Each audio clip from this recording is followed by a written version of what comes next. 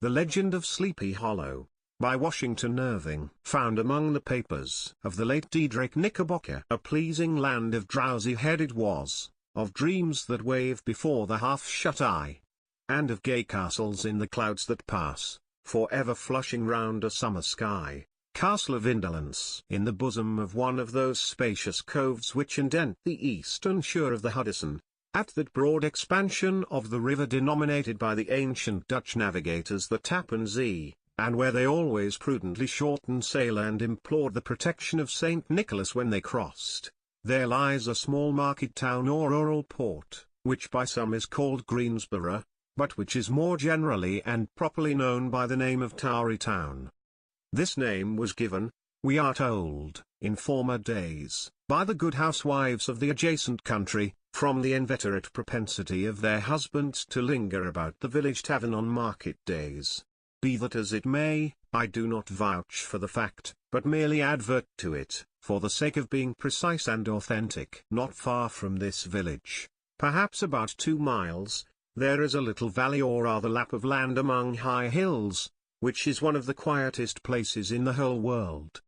A small brook glides through it, with just murmur enough to lull one to repose, and the occasional whistle of a quail or tapping of a woodpecker is almost the only sound that ever breaks in upon the uniform tranquillity. I recollect that, when a stripling, my first exploit in squirrel shooting was in a grove of tall walnut trees that shades one side of the valley. I had wandered into it at noontime, when all nature is peculiarly quiet, and was startled by the roar of my own gun, as it broke the Sabbath stillness around and was prolonged and reverberated by the angry echoes. If ever I should wish for a retreat whither I might steal from the world and its distractions, and dream quietly away the remnant of a troubled life, I know of none more promising than this little valley. From the listless repose of the place, and the peculiar character of its inhabitants, who are descendants from the original Dutch settlers, this sequestered glen has long been known by the name of Sleepy Hollow, and its rustic lads are called the Sleepy Hollow Boys throughout all the neighboring country. A drowsy, dreamy influence seems to hang over the land, and to pervade the very atmosphere. Some say that the place was bewitched by a high German doctor, during the early days of the settlement, others, that an old Indian chief, the prophet or wizard of his tribe, held his powwows there before the country was discovered by Master Hendrik Hudson. Certain it is, the place still continues under the sway of some witching power, that holds a spell over the minds of the good people, causing them to walk in a continual reverie. They are given to all kinds of marvelous beliefs, are subject to trances and visions, and frequently see strange sights, and hear music and voices in the air. The whole neighborhood abounds with local tales, haunted spots, and twilight superstitions. Stars shoot and meteors glare oftener across the valley than in any other part of the country, and the nightmare, with her whole ninefold, seems to make it the favorite scene of her gambols. The dominant spirit, however, that haunts this enchanted region, and seems to be commander-in-chief of all the powers of the air, is the apparition of a figure on horseback, without a head. It is said by some to be the ghost of a Hessian trooper, whose head had been carried away by a cannon ball, in some nameless battle during the Revolutionary War, and who is ever and anon seen by the country folk hurrying along in the gloom of night, as if on the wings of the wind. His haunts are not confined to the valley, but extend at times to the adjacent roads, and especially to the vicinity of a church at no great distance. Indeed, certain of the most authentic historians of those parts, who have been careful in collecting and collating the floating facts concerning this spectre, allege that the body of the trooper having been buried in the churchyard, the ghost rides forth to the scene of battle in nightly quest of his head, and that the rushing speed with which he sometimes passes along the hollow, like a midnight blast, is owing to his being belated, and in a hurry to get back to the churchyard before daybreak. Such is the general purport of this legendary superstition, which has furnished materials for many a wild story in that region of shadows, and the spectre is known at all the country firesides, by the name of the Headless Horseman of Sleepy Hollow. It is remarkable that the visionary propensity I have mentioned is not confined to the native inhabitants of the valley, but is unconsciously imbibed by everyone who resides there for a time. However wide awake they may have been before they entered that sleepy region, they are sure, in a little time, to inhale the witching influence of the air, and begin to grow imaginative, to dream dreams, and see apparitions. I mention this peaceful spot with all possible laud, for it is in such little retired Dutch valleys, found here and there embosomed in the great state of New York, that population, manners, and customs remain fixed, while the great torrent of migration and improvement, which is making such incessant changes in other parts of this restless country, sweeps by them unobserved.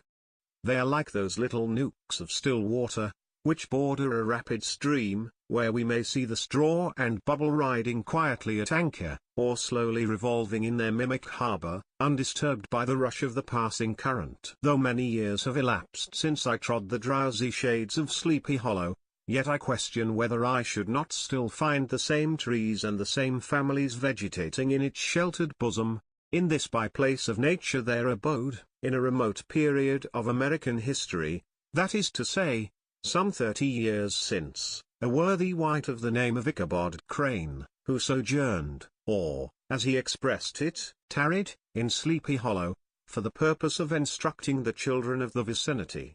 He was a native of Connecticut, a state which supplies the Union with pioneers for the mind as well as for the forest, and sends forth yearly its legions of frontier woodmen and country schoolmasters.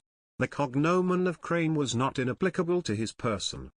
He was tall, but exceedingly lank, with narrow shoulders, long arms and legs, hands that dangled a mile out of his sleeves, feet that might have served for shovels, and his whole frame most loosely hung together. His head was small, and flat at top, with huge ears, large green glassy eyes, and a long snipe nose, so that it looked like a weathercock perched upon his spindle neck to tell which way the wind blew. To see him striding along the profile of a hill on a windy day, with his clothes bagging and fluttering about him, one might have mistaken him for the genius of famine descending upon the earth, or some scarecrow eloped from a cornfield.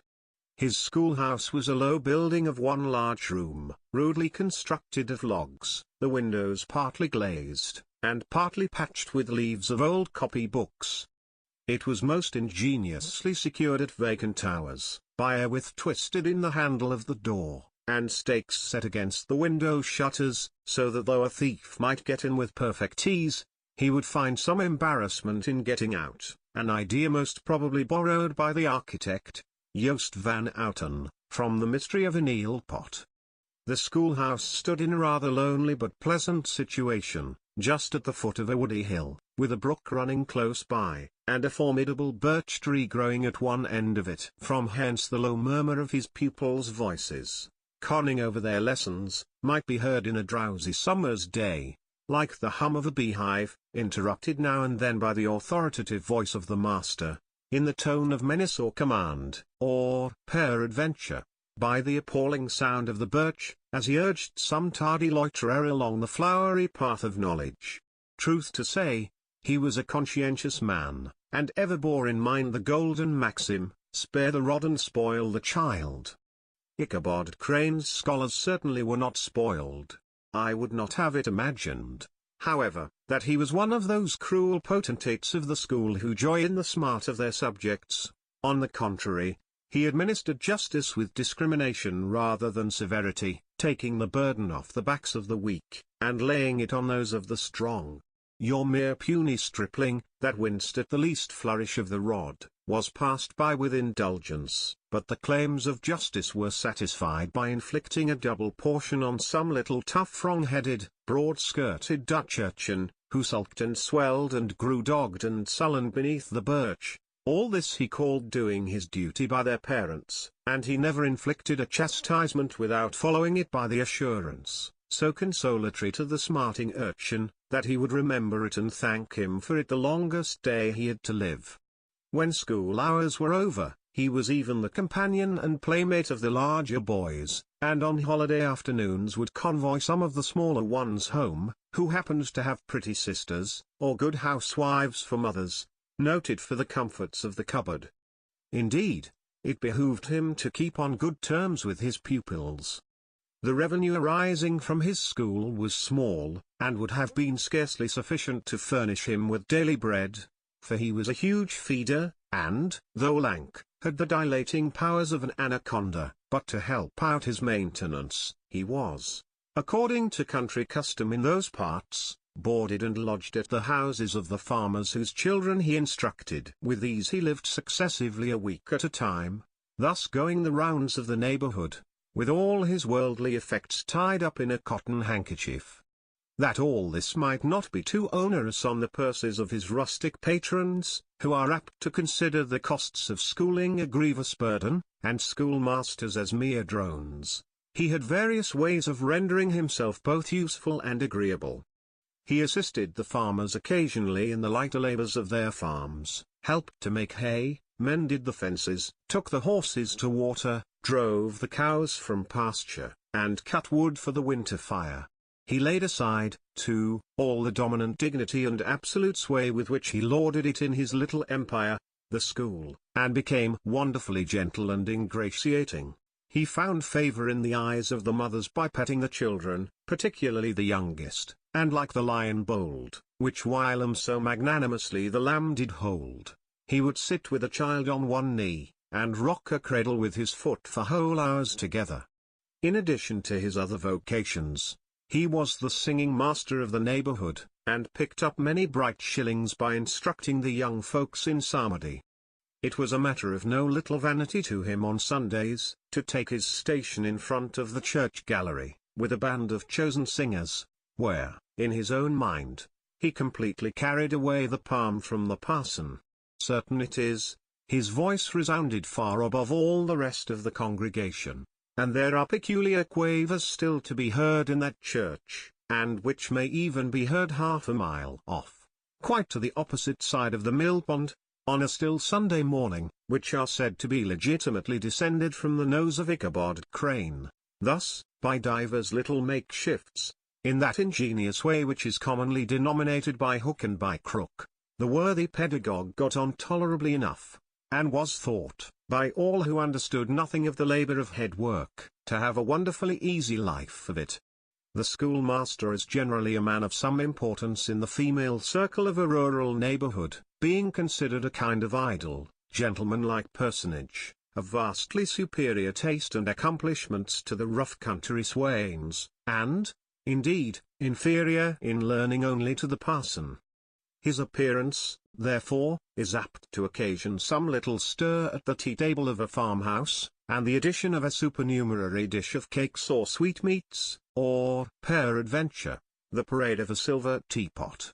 Our man of letters, therefore, was peculiarly happy in the smiles of all the country damsels. How he would figure among them in the churchyard, between services on Sundays, gathering grapes for them from the wild vines that overran the surrounding trees, reciting for their amusement all the epitaphs on the tombstones, or sauntering, with a whole bevy of them, along the banks of the adjacent millpond, while the more bashful country bumpkins hung sheepishly back, envying his superior elegance and address.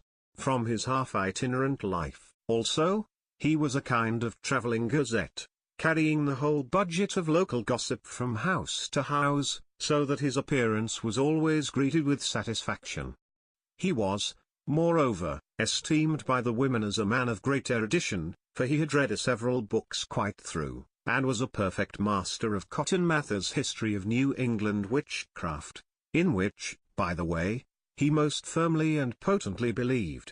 He was, in fact, an odd mixture of small shrewdness and simple credulity. His appetite for the marvelous, and his powers of digesting it, were equally extraordinary, and both had been increased by his residence in this spellbound region. No tale was too gross or monstrous for his capacious swallow.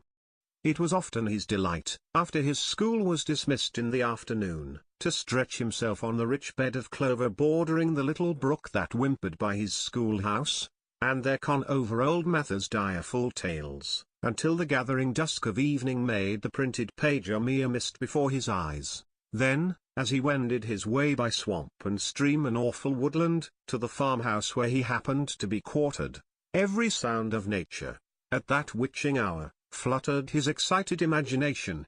The moan of the whippoorwill from the hillside, the boding cry of the tree-toad, that harbinger of storm, the dreary hooting of the screech owl, or the sudden rustling in the thicket of birds frightened from their roost.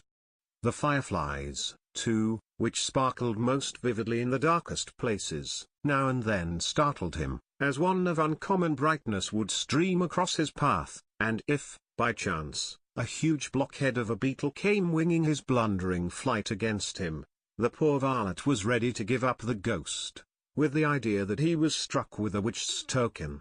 His only resource on such occasions, either to drown thought or drive away evil spirits, was to sing psalm tunes, and the good people of Sleepy Hollow, as they sat by their doors of an evening, were often filled with awe at hearing his nasal melody, in linked sweetness long drawn out, floating from the distant hill, or along the dusky road. Another of his sources of fearful pleasure was to pass long winter evenings with the old Dutch wives, as they sat spinning by the fire, with a row of apples roasting and spluttering along the hearth, and listen to their marvelous tales of ghosts and goblins, and haunted fields, and haunted brooks, and haunted bridges, and haunted houses, and particularly of the headless horseman, or galloping Hessian of the Hollow, as they sometimes called him. He would delight them equally by his anecdotes of witchcraft, and of the direful omens and portentous sights and sounds in the air, which prevailed in the earlier times of Connecticut, and would frighten them woefully with speculations upon comets and shooting stars, and with the alarming fact that the world did absolutely turn round, and that they were half the time topsy-turvy.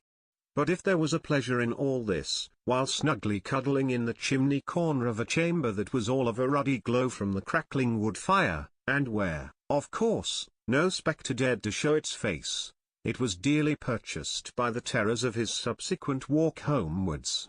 What fearful shapes and shadows beset his path, amidst the dim and ghastly glare of a snowy night! With what wistful look did he eye every trembling ray of light streaming across the waste fields from some distant window! How often was he appalled by some shrub covered with snow, which, like a sheeted spectre, beset his very path! How often did he shrink with curdling awe at the sound of his own steps on the frosty crust beneath his feet, and dread to look over his shoulder, lest he should behold some uncouth being tramping close behind him! And how often was he thrown into complete dismay by some rushing blast, howling among the trees, in the idea that it was the galloping Hessian on one of his nightly scourings! All these, however, were mere terrors of the night, phantoms of the mind that walk in darkness, and though he had seen many spectres in his time, and been more than once beset by Satan in divers shapes, in his lonely perambulations, yet daylight put an end to all these evils, and he would have passed a pleasant life of it, in despite of the devil and all his works, if his path had not been crossed by a being that causes more perplexity to mortal man than ghosts, goblins, and the whole race of witches put together, and that was a woman. Among the musical disciples who assembled, one evening in each week, to receive his instructions in psalmody, was Katerina van Tassel, the daughter and only child of a substantial Dutch farmer. She was a blooming lass of fresh 18, plump as a partridge, ripe and melting and rosy-cheeked as one of her father's peaches, and universally famed, not merely for her beauty, but her vast expectations. She was withal a little of a coquette, as might be perceived even in her dress, which was a mixture of ancient and modern fashions, as most suited to set off her charms. She wore the ornaments of pure yellow gold, which her great-great-grandmother had brought over from Zaandam, the tempting stomacher of the olden time, and withal a provokingly short petticoat, to display the prettiest foot and ankle in the country round.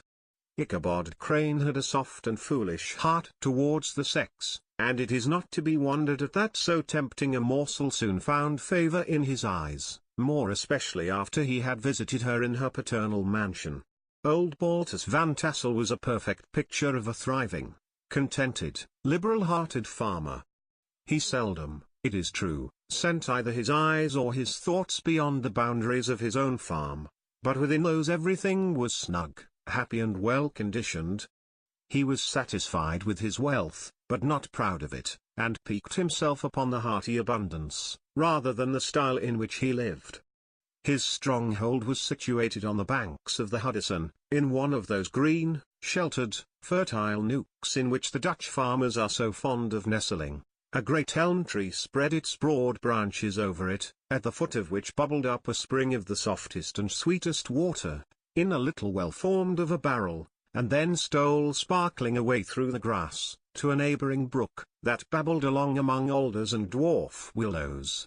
Hard by the farmhouse was a vast barn, that might have served for a church, every window and crevice of which seemed bursting forth with the treasures of the farm. The flail was busily resounding within it from morning to night, swallows and martins skimmed twittering about the eaves, and rows of pigeons, some with one eye turned up, as if watching the weather, some with their heads under their wings or buried in their bosoms, and others swelling, and cooing, and bowing about their dames, were enjoying the sunshine on the roof. Sleek unwieldy porkers were grunting in the repose and abundance of their pens, from whence sallied forth, now and then, troops of sucking pigs, as if to snuff the air. A stately squadron of snowy geese were riding in an adjoining pond, convoying whole fleets of ducks. Regiments of turkeys were gobbling through the farmyard, and guinea fowls fretting about it, like ill-tempered housewives, with their peevish, discontented cry.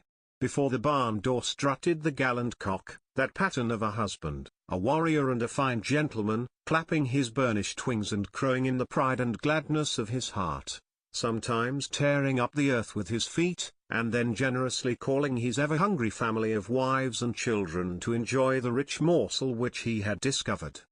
The pedagogue's mouth watered as he looked upon this sumptuous promise of luxurious winter fare. In his devouring mind's eye, he pictured to himself every roasting pig running about with a pudding in his belly, and an apple in his mouth. The pigeons were snugly put to bed in a comfortable pie, and tucked in with a coverlet of crust. The geese were swimming in their own gravy, and the ducks pairing cosily in dishes, like snug married couples, with a decent competency of onion sauce. In the porkhouse he saw carved out the future sleek side of bacon, and juicy relishing ham. Not a turkey but he beheld daintily trussed up, with its gizzard under its wing, and, peradventure, a necklace of savoury sausages, and even bright Chanticleer himself lay sprawling on his back, in a side dish, with uplifted claws, as if craving that quarter which his chivalrous spirit disdained to ask while living. As the enraptured Ichabod fancied all this, and as he rolled his great green eyes over the fat meadowlands, the rich fields of wheat, of rye, of buckwheat, and Indian corn, and the orchards burdened with ruddy fruit, which surrounded the warm tenement of Van Tassel, his heart yearned after the damsel who was to inherit these domains, and his imagination expanded with the idea, how they might be readily turned into cash, and the money invested in immense tracts of wild land, and shingle palaces in the wilderness. Nay, his busy fancy already realized his hopes, and presented to him the blooming Katrina, with a whole family of children, mounted on the top of a wagon loaded with household trumpery, with pots and kettles dangling beneath, and he beheld himself bestriding a pacing mare, with a colt at her heels, setting out for Kentucky, Tennessee, or the Lord knows where. When he entered the house, the conquest of his heart was complete. It was one of those spacious farmhouses, with high-ridged but lowly sloping roofs, built in the style handed down from the first Dutch settlers, the low projecting eaves forming a piazza along the front, capable of being closed up in bad weather. Under this were hung flails, harness, various utensils of husbandry, and nets for fishing in the neighboring river. Benches were built along the sides for summer use, and a great spinning wheel at one end, and a churn at the other, showed the various uses to which this important porch might be devoted. From this piazza the wondering Ichabod entered the hall, which formed the centre of the mansion, and the place of usual residence. Here rows of resplendent pewter, ranged on a long dresser, dazzled his eyes. In one corner stood a huge bag of wool, ready to be spun, in another, a quantity of linsey woolsey just from the loom, ears of Indian corn, and strings of dried apples and peaches, hung in gay festoons along the walls, mingled with the god of red peppers, and a door left ajar gave him a peep into the best parlor, where the claw-footed chairs and dark mahogany tables shone like mirrors, and irons, with their accompanying shovel and tongs, glistened from their cover of asparagus tops. Mock oranges and conch shells decorated the mantelpiece. Strings of various colored birds' eggs were suspended above it, a great ostrich egg was hung from the center of the room, and a corner cupboard, knowingly left open, displayed immense treasures of old silver and well-mended china. From the moment Ichabod laid his eyes upon these regions of delight, the peace of his mind was at an end, and his only study was how to gain the affections of the peerless daughter of Van Tassel. In this enterprise, however, he had more real difficulties than generally fell to the lot of a knight-errant of yore, who seldom had anything but giants, enchanters, fiery dragons, and such like easily conquered adversaries, to contend with, and had to make his way merely through gates of iron and brass, and walls of adamant to the castle keep, where the lady of his heart was confined, all which he achieved as easily as a man would carve his way to the center of a Christmas pie, and then the lady gave him her hand as a matter of course. Ichabod, on the contrary, had to win his way to the heart of a country coquette, beset with a labyrinth of whims and caprices, which were forever presenting new difficulties and impediments, and he had to encounter a host of fearful adversaries of real flesh and blood, the numerous rustic admirers, who beset every portal to her heart, keeping a watchful and angry eye upon each other, but ready to fly out in the common cause against any new competitor. Among these, the most formidable was a burly, roaring, roistering blade, of the name of Abraham, or, according to the Dutch abbreviation, Brom van Brunt, the hero of the country round, which rang with his feats of strength and hardihood. He was broad-shouldered and double-jointed, with short curly black hair, and a bluff but not unpleasant countenance, having a mingled air of fun and arrogance. From his Herculean frame and great powers of limb he had received the nickname of Brombones, by which he was universally known. He was famed for great knowledge and skill in horsemanship, being as dexterous on horseback as a Tartar.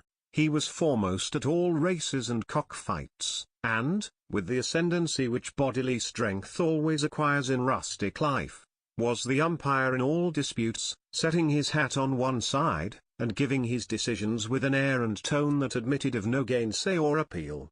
He was always ready for either a fight or a frolic, but had more mischief than ill will in his composition, and with all his overbearing roughness, there was a strong dash of waggish good humor at bottom. He had 3 or 4 boon companions, who regarded him as their model, and at the head of whom he scoured the country, attending every scene of feud or merriment for miles round. In cold weather he was distinguished by a fur cap, surmounted with the flaunting fox's tail, and when the folks at a country gathering descried this well-known crest at a distance, whisking about among a squad of hard riders, they always stood by for a squall. Sometimes his crew would be heard dashing along past the farmhouses at midnight, with whoop and hallo, like a troop of Don Cossacks, and the old dames, startled out of their sleep, would listen for a moment till the hurry-scurry had clattered by, and then exclaim, there goes Brombones and his gang. The neighbors looked upon him with a mixture of awe, admiration, and goodwill, and, when any madcap prank or rustic brawl occurred in the vicinity, always shook their heads, and warranted Brombones was at the bottom of it. This rantipole hero had for some time singled out the blooming Katrina for the object of his uncouth gallantries, and though his amorous toyings were something like the gentle caresses and endearments of a bear, yet it was whispered that she did not altogether discourage his hopes. Certain it is, his advances were signals for rival candidates to retire, who felt no inclination to cross the line in his amours, insomuch that when his horse was seen tied to Van Tassel's paling, on a Sunday night, a sure sign that his master was courting, or, as it is termed, sparking, within, all other suitors passed by in despair, and carried the war into other quarters. Such was the formidable rival with whom Ichabod Crane had to contend, and, considering all things, a stouter man than he would have shrunk from the competition, and a wiser man would have despaired. He had, however, a happy mixture of pliability and perseverance in his nature. He was in form and spirit like a supple jack, yielding, but tough. Though he bent, he never broke, and though he bowed beneath the slightest pressure, yet, the moment it was away, he'd jerk. He was as erect, and carried his head as high as ever. To have taken the field openly against his rival would have been madness, for he was not a man to be thwarted in his amours, any more than that stormy lover, Achilles. Ichabod, therefore, made his advances in a quiet and gently insinuating manner. Under cover of his character of singing master, he made frequent visits at the farmhouse, not that he had anything to apprehend from the meddlesome interference of parents, which is so often a stumbling block in the path of lovers. Balt Van Tassel was an easy indulgent soul. He loved his daughter better even than his pipe, and, like a reasonable man and an excellent father, let her have her way in everything. His notable little wife, too, had enough to do to attend to her housekeeping and manage her poultry, for, as she sagely observed, ducks and geese are foolish things, and must be looked after, but girls can take care of themselves.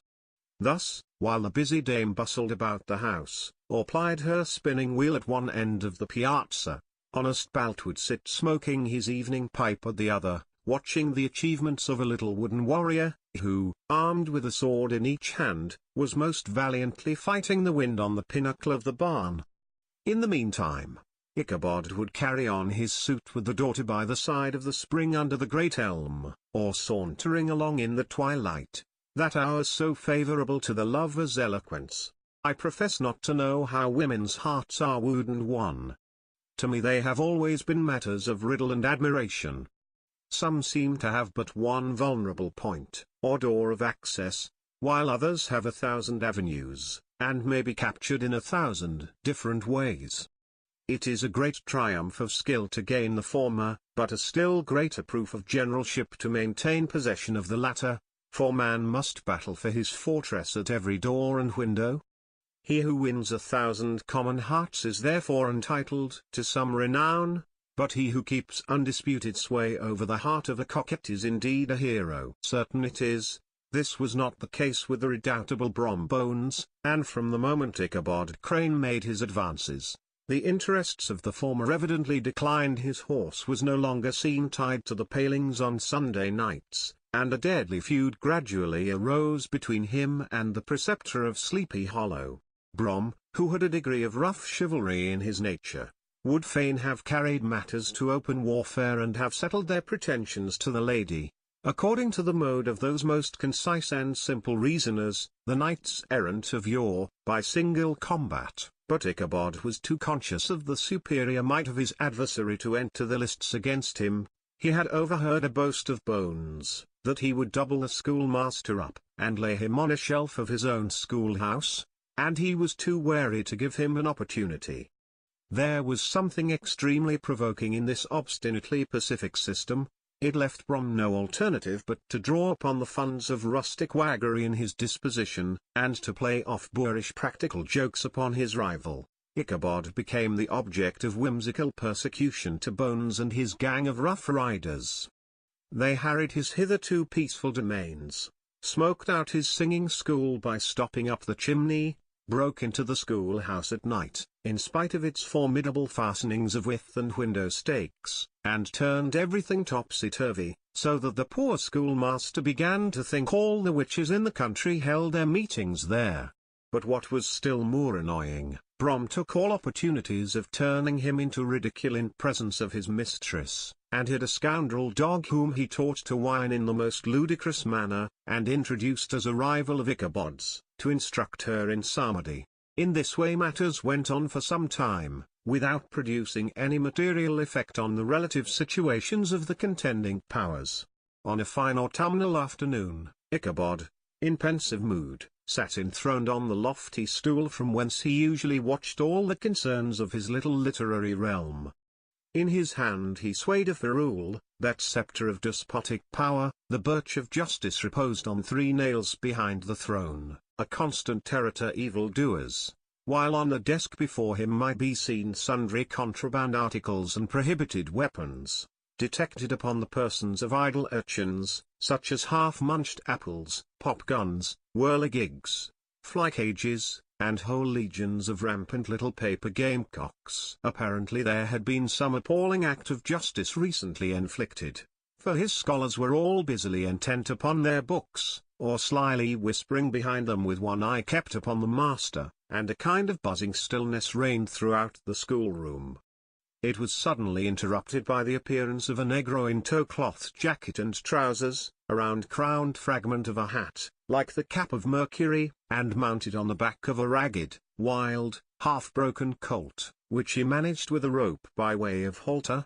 He came clattering up to the school door with an invitation to Ichabod to attend a merry-making or quilting frolic, to be held that evening at Mynheer Van Tassel's, and having delivered his message with that air of importance, and effort at fine language, which a negro is apt to display on petty embassies of the kind, he dashed over the brook, and was seen scampering away up the hollow, full of the importance and hurry of his mission.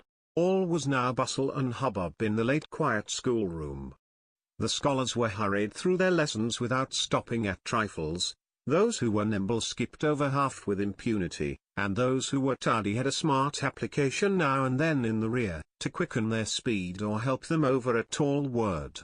Books were flung aside without being put away on the shelves, inkstands were overturned, benches thrown down, and the whole school was turned loose an hour before the usual time, bursting forth like a legion of young imps, yelping and racketing about the green in joy at their early emancipation.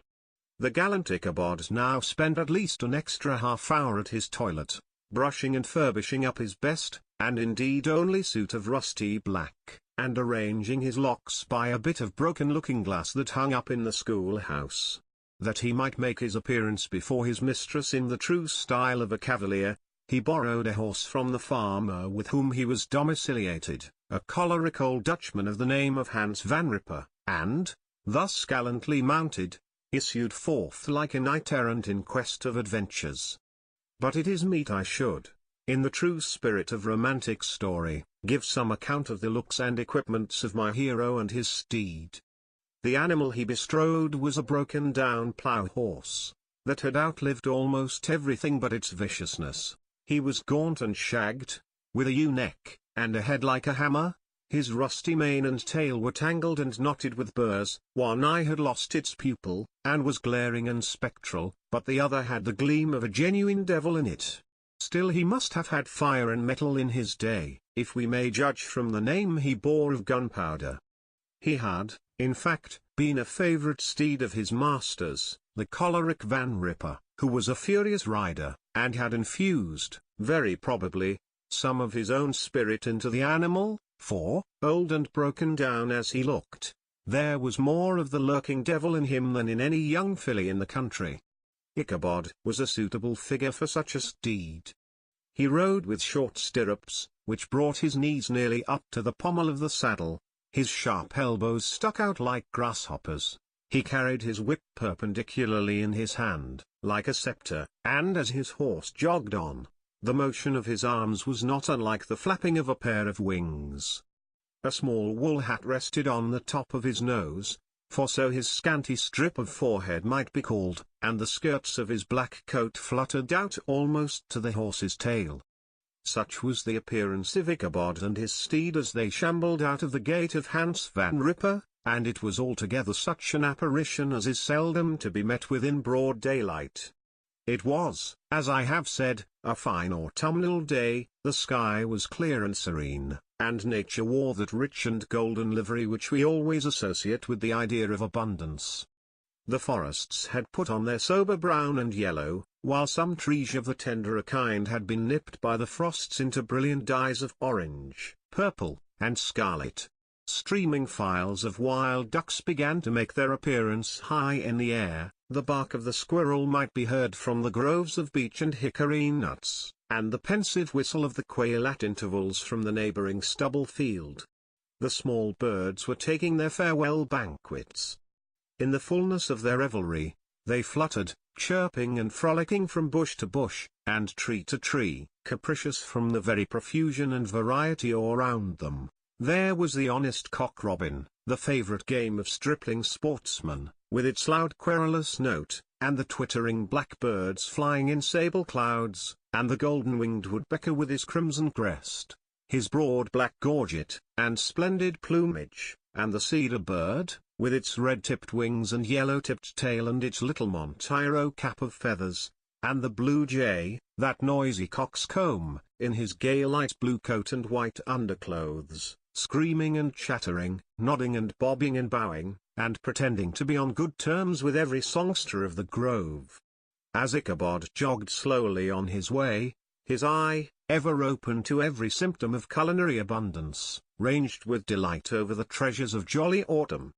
On all sides he beheld vast store of apples, some hanging in oppressive opulence on the trees, some gathered into baskets and barrels for the market, others heaped up in rich piles for the cider press. Farther on he beheld great fields of Indian corn, with its golden ears peeping from their leafy covers, and holding out the promise of cakes and hasty pudding, and the yellow pumpkins lying beneath them, turning up their fair round bellies to the sun, and giving ample prospects of the most luxurious of pies, and anon he passed the fragrant buckwheat fields breathing the odour of the beehive, and as he beheld them, soft anticipations stole over his mind of dainty slapjacks, well buttered, and garnished with honey or treacle, by the delicate little dimpled hand of Katerina Van Tassel.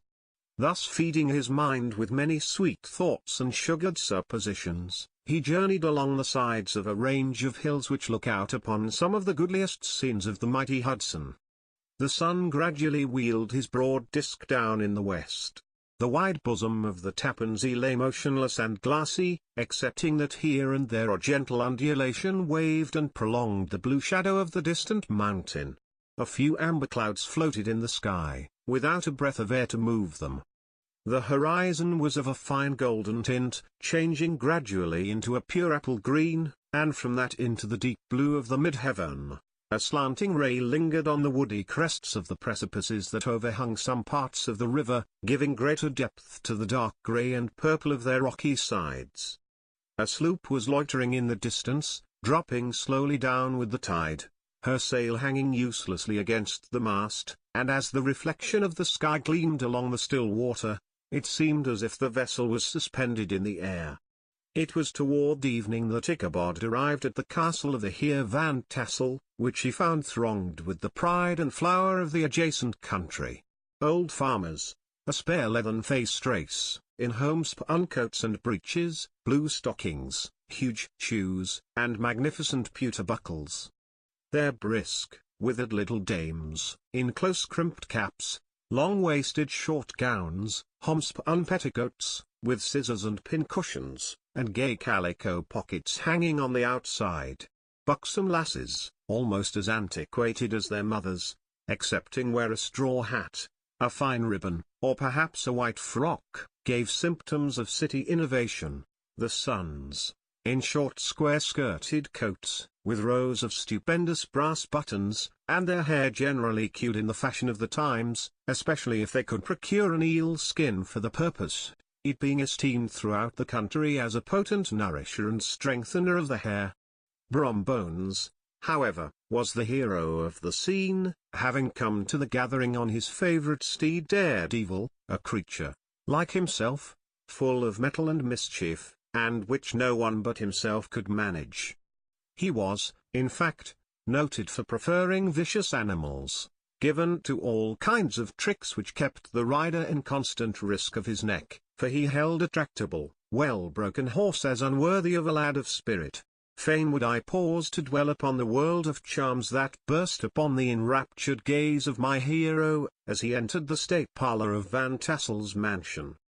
Not those of the bevy of buxom lasses, with their luxurious display of red and white, but the ample charms of a genuine Dutch country tea-table, in the sumptuous time of autumn. Such heaped-up platters of cakes of various and almost indescribable kinds, known only to experienced Dutch housewives. There was the doughty doughnut, the tender olykoek, and the crisp and crumbling cruller, sweet cakes and short cakes, ginger cakes and honey cakes, and the whole family of cakes. And then there were apple pies, and peach pies, and pumpkin pies, besides slices of ham and smoked beef, and moreover delectable dishes of preserved plums, and peaches, and pears, and quinces, not to mention broiled shad and roasted chickens, together with bowls of milk and cream, all mingled higgledy-piggledy, pretty much as I have enumerated them, with the motherly teapot sending up its clouds of vapour from the midst. Heaven bless the mark! I want breath and time to discuss this banquet as it deserves, and am too eager to get on with my story. Happily, Ichabod Crane was not in so great a hurry as his historian, but did ample justice to every dainty. He was a kind and thankful creature, whose heart dilated in proportion as his skin was filled with good cheer, and whose spirits rose with eating, as some men's do with drink. He could not help, too, rolling his large eyes round him as he ate, and chuckling with the possibility that he might one day be lord of all this scene of almost unimaginable luxury and splendor. Then, he thought, how soon he'd turn his back upon the old schoolhouse, snap his fingers in the face of Hans Van Ripper, and every other niggardly patron, and kick any itinerant pedagogue out of doors that should dare to call him comrade. Old Baltus Van Tassel moved about among his guests with a face dilated with content and good humour, round and jolly as the harvest moon. His hospitable attentions were brief, but expressive, being confined to a shake of the hand, a slap on the shoulder, a loud laugh, and a pressing invitation to fall to, and help themselves. And now the sound of the music from the common room, or hall, summoned to the dance. The musician was an old grey-headed negro, who had been the itinerant orchestra of the neighborhood for more than half a century. His instrument was as old and battered as himself. The greater part of the time he scraped on 2 or 3 strings, accompanying every movement of the bow with a motion of the head, bowing almost to the ground, and stamping with his foot whenever a fresh couple were to start. Ichabod prided himself upon his dancing as much as upon his vocal powers. Not a limb, not a fibre about him was idle, and to have seen his loosely hung frame in full motion, and clattering about the room, you would have thought Saint Vitus himself, that blessed patron of the dance, was figuring before you in person. He was the admiration of all the negroes, who, having gathered, of all ages and sizes, from the farm and the neighborhood, stood forming a pyramid of shining black faces at every door and window, gazing with delight at the scene, rolling their white eyeballs, and showing grinning rows of ivory from ear to ear. How could the flogger of urchins be otherwise than animated and joyous? The lady of his heart was his partner in the dance, and smiling graciously in reply to all his amorous oglings, while Brom Bones, sorely smitten with love and jealousy, sat brooding by himself in one corner. When the dance was at an end, Ichabod was attracted to a knot of the sager folks, who, with old Van Tassel, sat smoking at one end of the piazza, gossiping over former times, and drawing out long stories about the war. This neighborhood, at the time of which I am speaking, was one of those highly favored places which abound with chronicle and great men. The British and American line had run near it during the war. It had, therefore, been the scene of marauding and infested with refugees, cowboys, and all kinds of border chivalry. Just sufficient time had elapsed to enable each storyteller to dress up his tale with a little becoming fiction, and, in the indistinctness of his recollection, to make himself the hero of every exploit. There was the story of Dofue Marteling, a large blue-bearded Dutchman, who had nearly taken a British frigate with an old iron 9-pounder from a mud breastwork, only that his gun burst at the 6th discharge. And there was an old gentleman who shall be nameless, being too rich a mynheer to be lightly mentioned, who, in the Battle of White Plains, being an excellent master of defence, parried a musket ball with a small sword, insomuch that he absolutely felt it whiz round the blade, and glance off at the hilt, in proof of which he was ready at any time to show the sword, with the hilt a little bent. There were several more that had been equally great in the field, not one of whom but was persuaded that he had a considerable hand in bringing the war to a happy termination. But all these were nothing to the tales of ghosts and apparitions that succeeded. The neighborhood is rich in legendary treasures of the kind. Local tales and superstitions thrive best in these sheltered, long-settled retreats, but are trampled underfoot by the shifting throng that forms the population of most of our country places. Besides, there is no encouragement for ghosts in most of our villages, for they have scarcely had time to finish their first nap and turn themselves in their graves before their surviving friends have traveled away from the neighborhood, so that when they turn out at night to walk their rounds, they have no acquaintance left to call upon. This is perhaps the reason why we so seldom hear of ghosts except in our long-established Dutch communities. The immediate cause, however, of the prevalence of supernatural stories in these parts, was doubtless owing to the vicinity of Sleepy Hollow. There was a contagion in the very air that blew from that haunted region. It breathed forth an atmosphere of dreams and fancies infecting all the land. Several of the Sleepy Hollow people were present at Van Tassel's, and, as usual, were doling out their wild and wonderful legends. Many dismal tales were told about funeral trains, and mourning cries and wailings heard and seen about the great tree where the unfortunate Major André was taken, and which stood in the neighborhood. Some mention was made also of the woman in white, that haunted the dark glen at Raven Rock, and was often heard to shriek on winter nights before a storm, having perished there in the snow.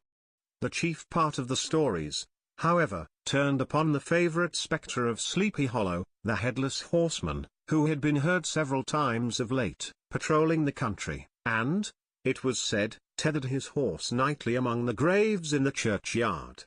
The sequestered situation of this church seems always to have made it a favorite haunt of troubled spirits.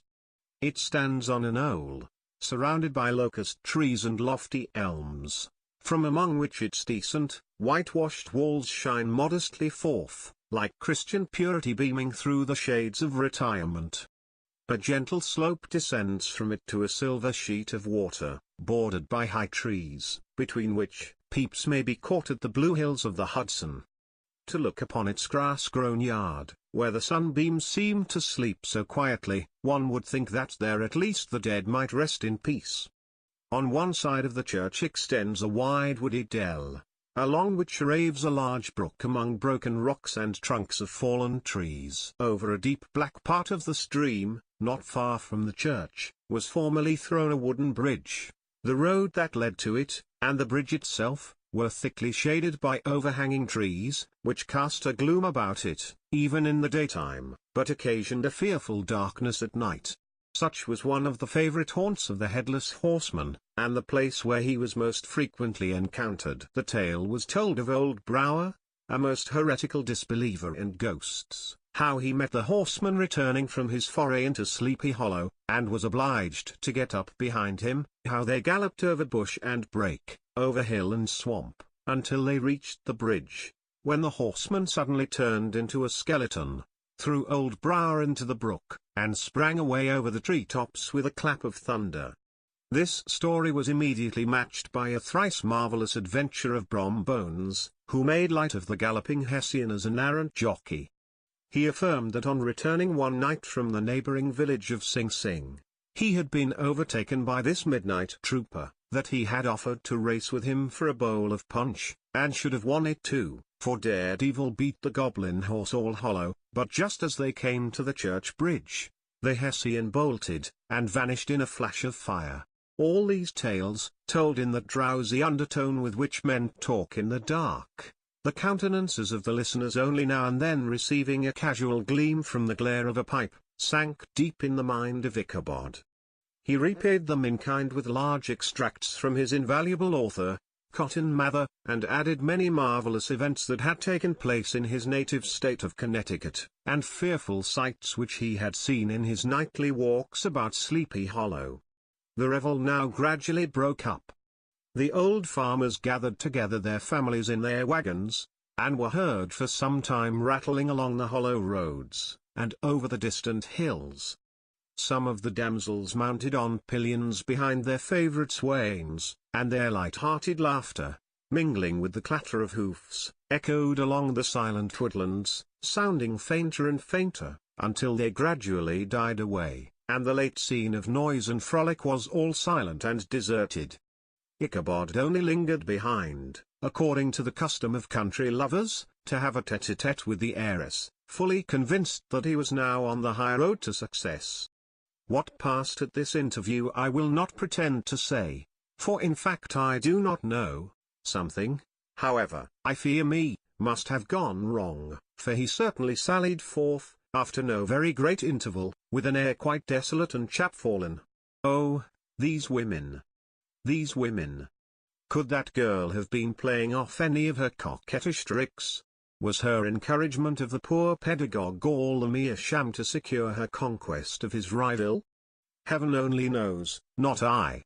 Let it suffice to say, Ichabod stole forth with the air of one who had been sacking a hen roost, rather than a fair lady's heart, without looking to the right or left to notice the scene of rural wealth, on which he had so often gloated. He went straight to the stable, and with several hearty cuffs and kicks roused his steed most uncourteously from the comfortable quarters in which he was soundly sleeping, dreaming of mountains of corn and oats, and whole valleys of timothy and clover.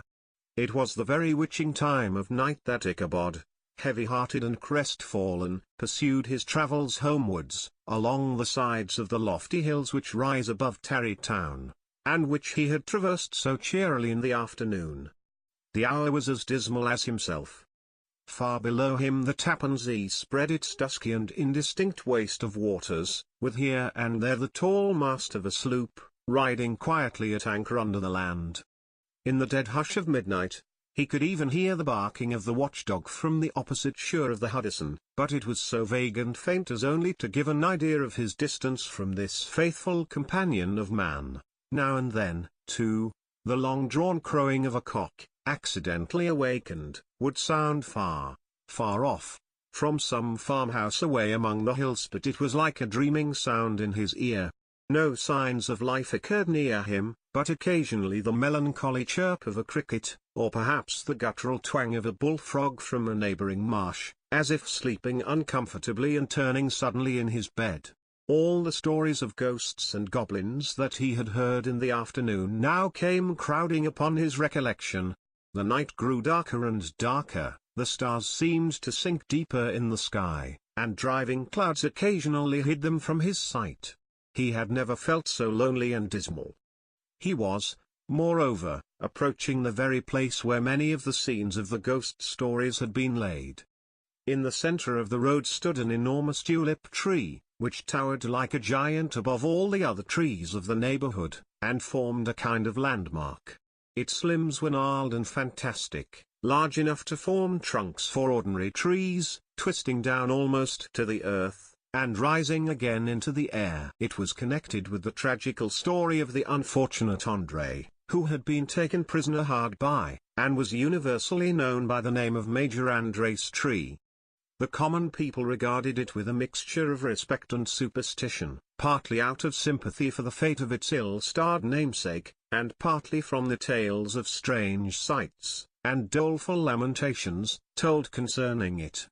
As Ichabod approached this fearful tree, he began to whistle.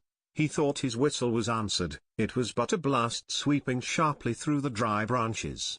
As he approached a little nearer, he thought he saw something white, hanging in the midst of the tree. He paused and ceased whistling, but, on looking more narrowly, perceived that it was a place where the tree had been scathed by lightning, and the white wood laid bare.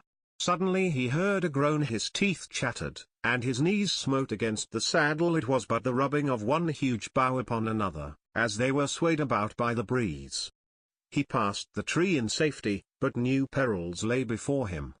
About 200 yards from the tree, a small brook crossed the road, and ran into a marshy and thickly wooded glen, known by the name of Wiley's Swamp.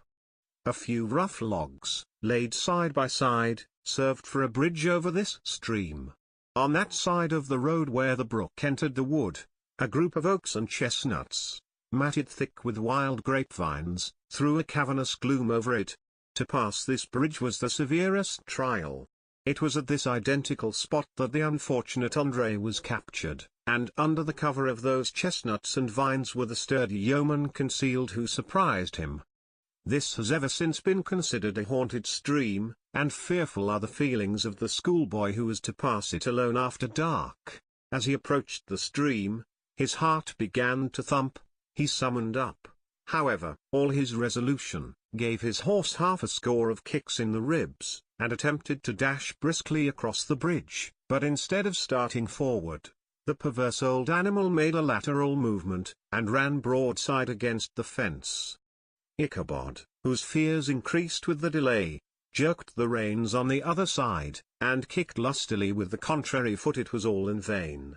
His steed started, it is true, but it was only to plunge to the opposite side of the road into a thicket of brambles and alder bushes. The schoolmaster now bestowed both whip and heel upon the starveling ribs of old Gunpowder, who dashed forward, snuffling and snorting, but came to a stand just by the bridge, with a suddenness that had nearly sent his rider sprawling over his head. Just at this moment a plashy tramp by the side of the bridge caught the sensitive ear of Ichabod. In the dark shadow of the grove, on the margin of the brook, he beheld something huge, misshapen and towering. It stirred not, but seemed gathered up in the gloom, like some gigantic monster ready to spring upon the traveller. The hair of the affrighted pedagogue rose upon his head with terror. What was to be done? To turn and fly was now too late, and besides, what chance was there of escaping ghost or goblin, if such it was, which could ride upon the wings of the wind? Summoning up, therefore, a show of courage, he demanded in stammering accents, "Who are you?" He received no reply. He repeated his demand in a still more agitated voice. Still there was no answer. Once more he cudgelled the sides of the inflexible Gunpowder, and, shutting his eyes, broke forth with involuntary fervour into a psalm tune. Just then the shadowy object of alarm put itself in motion, and with a scramble and a bound stood at once in the middle of the road. Though the night was dark and dismal, yet the form of the unknown might now in some degree be ascertained. He appeared to be a horseman of large dimensions, and mounted on a black horse of powerful frame. He made no offer of molestation or sociability, but kept aloof on one side of the road, jogging along on the blind side of old Gunpowder, who had now got over his fright and waywardness. Ichabod, who had no relish for this strange midnight companion, and bethought himself of the adventure of Brombones with the galloping Hessian, now quickened his steed in hopes of leaving him behind. The stranger, however, quickened his horse to an equal pace. Ichabod pulled up, and fell into a walk, thinking to lag behind. The other did the same. His heart began to sink within him. He endeavoured to resume his psalm tune, but his parched tongue clove to the roof of his mouth, and he could not utter a stave. There was something in the moody and dogged silence of this pertinacious companion that was mysterious and appalling. It was soon fearfully accounted for on mounting a rising ground, which brought the figure of his fellow traveller in relief against the sky. Gigantic in height, and muffled in a cloak, Ichabod was horror-struck on perceiving that he was headless. But his horror was still more increased on observing that the head, which should have rested on his shoulders, was carried before him on the pommel of his saddle. His terror rose to desperation. He rained a shower of kicks and blows upon Gunpowder, hoping by a sudden movement to give his companion the slip, but the spectre started full jump with him. Away, then, they dashed through thick and thin, stones flying and sparks flashing at every bound. Ichabod's flimsy garments fluttered in the air, as he stretched his long lank body away over his horse's head, in the eagerness of his flight. They had now reached the road which turns off to Sleepy Hollow, but Gunpowder, who seemed possessed with a demon, instead of keeping up it, made an opposite turn, and plunged headlong downhill to the left. This road leads through a sandy hollow shaded by trees for about a quarter of a mile, where it crosses the bridge famous in Goblin story, and just beyond swells the green knoll on which stands the whitewashed church. As yet the panic of the steed had given his unskillful rider an apparent advantage in the chase, but just as he had got halfway through the hollow, the girths of the saddle gave way, and he felt it slipping from under him. He seized it by the pommel, and endeavored to hold it firm, but in vain, and had just time to save himself by clasping old Gunpowder round the neck, when the saddle fell to the earth, and he heard it trampled underfoot by his pursuer. For a moment the terror of Hans Van Ripper's wrath passed across his mind, for it was his Sunday saddle, but this was no time for petty fears. The goblin was hard on his haunches, and unskillful rider that he was, he had much ado to maintain his seat, sometimes slipping on one side, sometimes on another, and sometimes jolted on the high ridge of his horse's backbone, with a violence that he verily feared would cleave him asunder. An opening in the trees now cheered him with the hopes that the church bridge was at hand. The wavering reflection of a silver star in the bosom of the brook told him that he was not mistaken.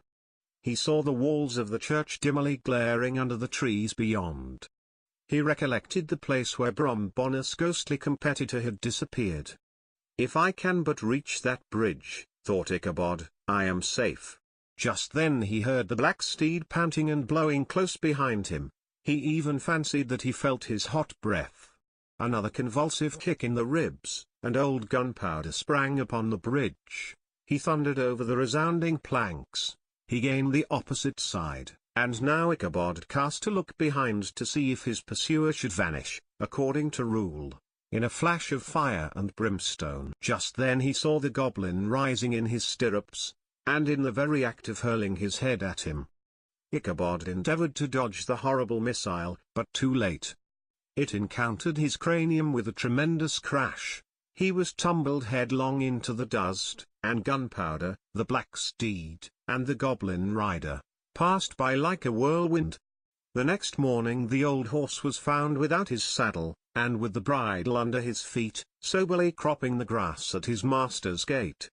Ichabod did not make his appearance at breakfast. Dinner hour came, but no Ichabod. The boys assembled at the schoolhouse, and strolled idly about the banks of the brook, but no schoolmaster. Hans Van Ripper now began to feel some uneasiness about the fate of poor Ichabod, and his saddle. An inquiry was set on foot, and after diligent investigation they came upon his traces. In one part of the road leading to the church was found the saddle trampled in the dirt. The tracks of horses' hoofs deeply dented in the road, and evidently at furious speed, were traced to the bridge, beyond which, on the bank of a broad part of the brook, where the water ran deep and black, was found the hat of the unfortunate Ichabod, and close beside it a shattered pumpkin. The brook was searched, but the body of the schoolmaster was not to be discovered.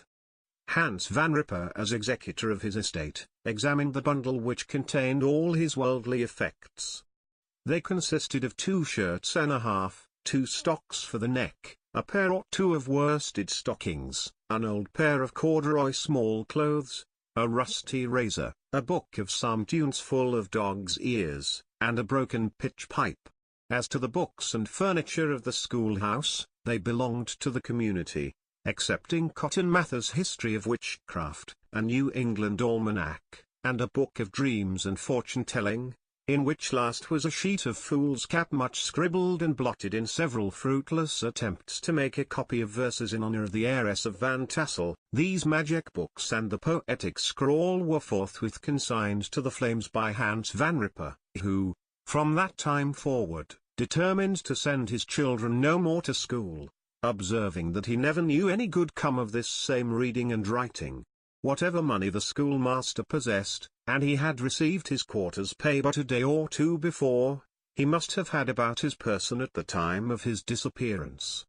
The mysterious event caused much speculation at the church on the following Sunday. Knots of gazers and gossips were collected in the churchyard, at the bridge, and at the spot where the hat and pumpkin had been found. The stories of Brower, of Bones, and a whole budget of others were called to mind, and when they had diligently considered them all, and compared them with the symptoms of the present case, they shook their heads, and came to the conclusion that Ichabod had been carried off by the galloping Hessian. as he was a bachelor, and in nobody's debt.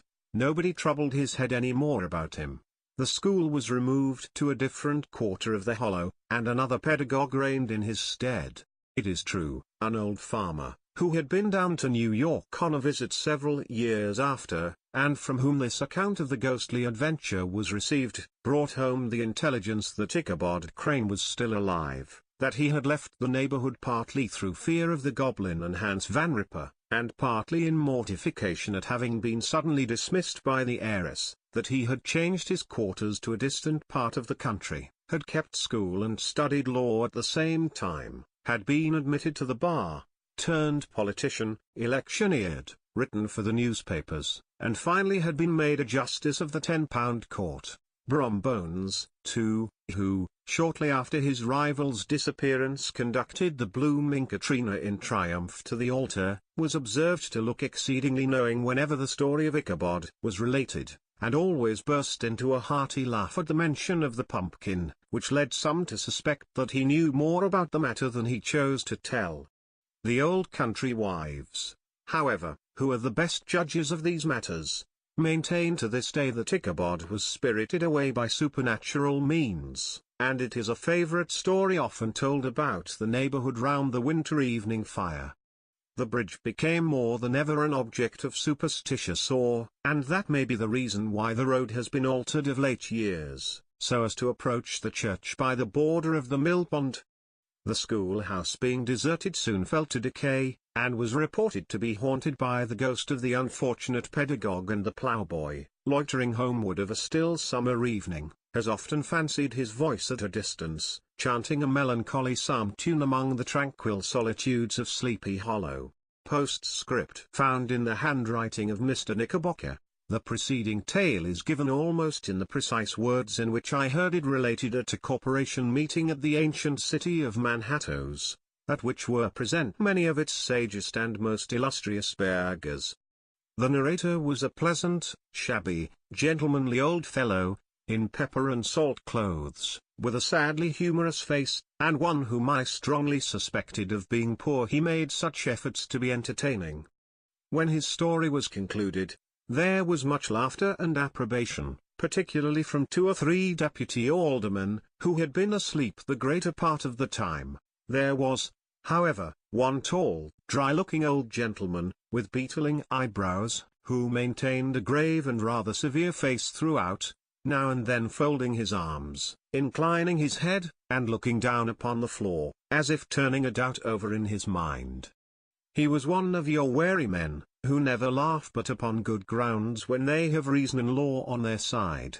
When the mirth of the rest of the company had subsided, and silence was restored, he leaned one arm on the elbow of his chair, and sticking the other akimbo, demanded, with a slight, but exceedingly sage motion of the head, and contraction of the brow, what was the moral of the story, and what it went to prove.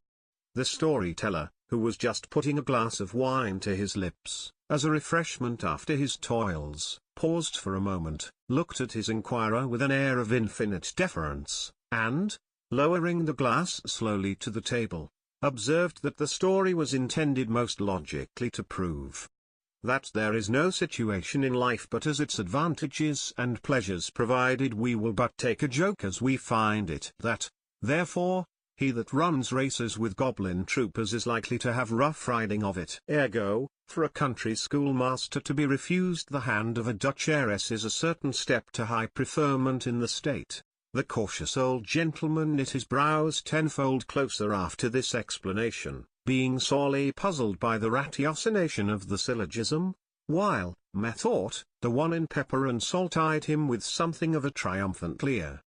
At length he observed that all this was very well, but still he thought the story a little on the extravagant. There were 1 or 2 points on which he had his doubts. Faith, sir, replied the storyteller, as to that matter, I don't believe one half of it myself. D.K. The end.